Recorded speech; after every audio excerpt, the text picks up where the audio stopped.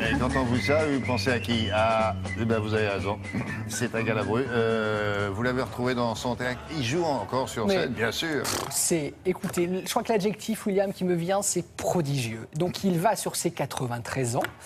Vous voyez ce spectacle, ça s'appelle le Cancre, spectacle initié par Éric Reynaud-Fourton, qui est un homme de talent, qui en fait a fait du tri dans les souvenirs de Galabru. Voilà, parce que c'est un homme qui parle beaucoup, et donc ils ont resserré un spectacle d'1h15, avec beaucoup de choses, William, que j'ignorais de Michel Galabru.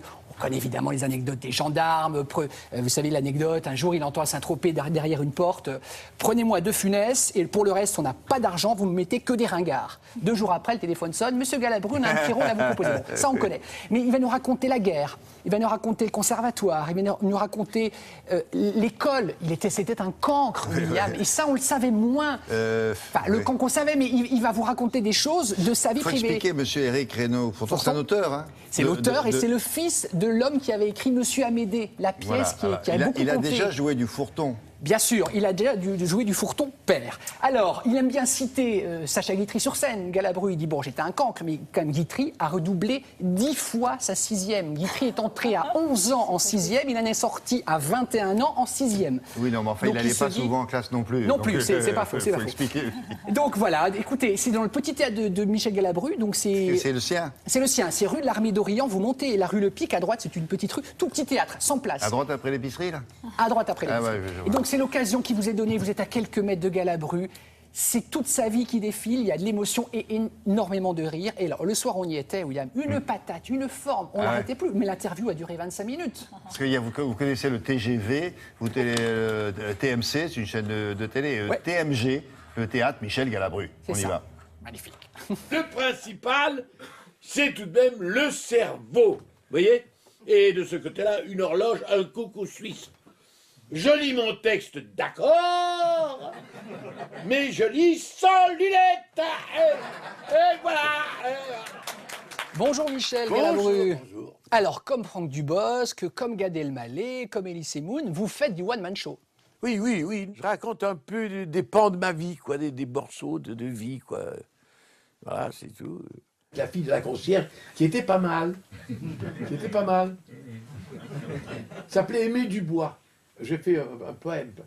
Un poème pour la séduire. À mon aimé, Aimé Dubois, qui devant l'amour ne fut jamais de bois, je dédie ces quelques vers qui sont de bois. Car aimer, c'est toucher du bois. Eh ben. Tous les soirs, c'est la question. Vont-ils venir? Et s'ils sont là, vont-ils rire? Et jusqu'à maintenant, c'est le succès. C'est-à-dire qu'ils viennent et qu'ils rient. Et qu'ils rient.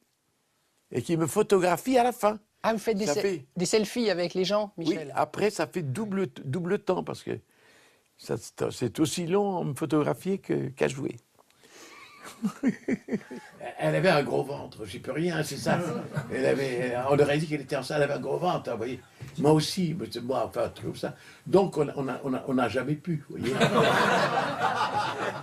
Est-ce que vous avez encore le trac, Michel? Ah oui, oui, toujours le trac, oui. Pourquoi le type timide et comique a une tendance comique? Parce que, étant gêné, vous voyez, je crois que je rappelle Krun-Cross, vous savez, ce philosophe-là, qui parle avec ses mains. Alain Finkielkraut. Alain Finkielkraut, que j'admire beaucoup, parce que l'enfant qu'on convoque pour aller dire bonjour aux amis des parents, n'est-ce pas? Moi, je me rappelle, on disait, mais pourquoi, me disait mon frère, pourquoi tu prends l'air con quand il y a du monde? Vous voyez, c'est ça. Parce qu'on est gêné, alors on ne sait pas que faire. Quand les femmes sont importunées, elles se débrouillent un peu, vous voyez. Oh oui, d'accord. Moi, je faisais pareil. Oui, il y a du beau soleil. J'ai pas compris Finkielkraut, Michel. Finkielkraut, parce que Finkielkraut est un philosophe. Et il a raison de faire ça, parce que l'idée est difficile à choper. Vous comprenez ce que je veux dire? Ah oui, oui. Une idée très, très ténue, très difficile, dans l'esprit travaille, et il le sent, et il le ramène, vous voyez? Et on ne comprend plus rien à ce qu'il dit. La pauvre fille, elle était figée parce qu'elle avait un trou de mémoire. La souffleuse soufflait, mais on n'entendait rien. D'ailleurs, les souffleuses, de temps en temps, moi, une fois, j'ai eu un trou comme ça, la souffleuse me dit, c'est à vous. Vous comprenez bien que je le savais. Il paraît que le succès rend beau. Oh, Edith Piaf, quand elle voyait Belmondo, c'était marrant à voir. Elle louchait dessus. Moi, rien. Vous avez eu des femmes qui vous ont dragué, séduit? Oh, très peu, très peu. Très peu. Ah ouais. Ça, de ce côté-là, c'est un échec. Oui. J'ai du mal à le croire. Non, mais écoutez, oui, c'est un échec. Parce qu'un homme qui fait rire une femme, c'est à moitié gagné. Oui, on dit ça, c'est une connerie. Elles partent avec le beau, toujours. Ah bon? Ouais. Ou le riche. Ah. Ça, voilà. Plus exactement, elles partent avec le riche. Merci beaucoup, Mais c'est cher moi qui vous Michel. remercie. Merci. Ou avec le ténébreux. Ouais.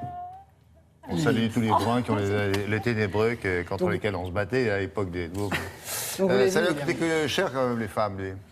Ah oui, ça c'est un autre sujet. ouais, Ouais. Il y a aussi clair. quand on va un peu le brancher, les impôts aussi. Ouh là là, parfois il part au quart de tour. Vous l'avez vu, il est dans une forme époustouflante. Vous avez jusqu'à fin juillet pour aller l'applaudir. C'est un moment, voilà, vous êtes en famille, le théâtre est tout petit, sans place, vous êtes à quelques mètres de lui, et c'est comme allez, le patriarche de la famille qui vous raconte ses faits de guerre, quoi. Et en plus, ils vous racontent des choses que vous ne connaissez pas forcément. Exactement, exactement. Merci beaucoup, madame, monsieur. Un petit mot pour vous rappeler qu'à 9h25, vous allez retrouver C'est un monde, le rendez-vous du samedi qui nous promène aux quatre coins du monde. L'occasion de la journée de la secrétaire. On s'est dit, tiens, on s'est demandé à quoi pouvait bien